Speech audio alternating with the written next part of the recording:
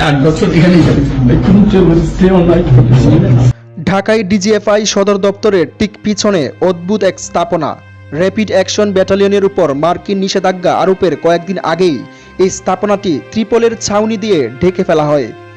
বাংলাদেশে বলপূর্বক অন্তর্ধান বা গুমের শিকার ব্যক্তিদের কোথায় আটক রাখা হয়, এই প্রশ্নের উত্তর খুঁজতে গিয়েই আয়নাগর নামক এই গোপন কারাগারটির সন্ধান পাওয়া যায়।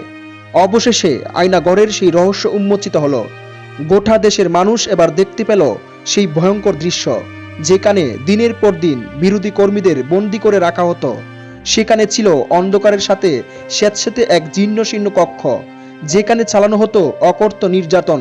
বহুদিন ধরেই আয়নাগরকে ঘিরে নানা গুঞ্জন শোনা যাচ্ছিল, কিন্তু এবার বাস্তব চিত্র সামনে এলো। এই নির্জন কক্ষে বিরোধী দলীয় কর্মীদের আটকে রাখা হতো, যেখানে তাদের উপর চালানো হতো শারীরিক ও মানসিক অত্যাচার। এই নির্যাতন কেন্দ্রে পাওয়া গেছে একটি রহস্যময় চেয়ার, যা দেখে বোঝা যাচ্ছে সেখানে ভয়ঙ্কর কিছু ঘটত। অনেকের দাবি এই চেয়ারে বসিয়েই নির্যাতন করা হতো। সেখানে পাওয়া গেছে রক্তের চিহ্ন, যা ভীতিকর সত্যের ইঙ্গিত দেয়। এদিকে barrister Mir Ahmed bin Kasem Uttara rapid action battalion কম্পাউন্ডের সেই আয়নাগরের সামনে দাঁড়িয়ে নিজের নির্মম অভিজ্ঞতার কথা তুলে ধরছেন।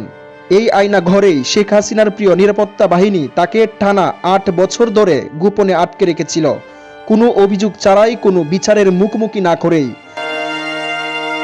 আজ ঢাকায় আয়নাগর পরিদর্শনকালে প্রধান উপদেষ্টা অধ্যাপক মোহাম্মদ ইউনূসের সামনে নিজের ভয়ঙ্কর অভিজ্ঞতার কথা বর্ণনা করেন ব্যারিস্টার আরমান।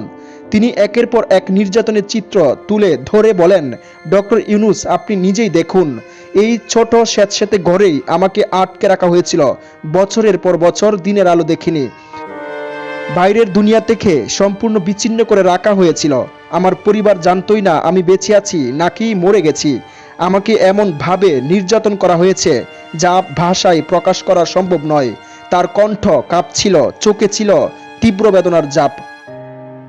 আয়না ঘরের অভ্যন্তরে থাকা নির্যাতনের চিহ্ন, রক্তের দাগ এবং বিশেষ নির্যাতন চেয়ারের দিকে ইশারা করে তিনি আরো বলেন, এখানে শুধু আমাকেই নয়, আরো অনেক নিরপরাধ মানুষকে বন্দী করে রাখা হতো। দিনের পর দিন অকথ্য নির্যাতন করা হয়েছে।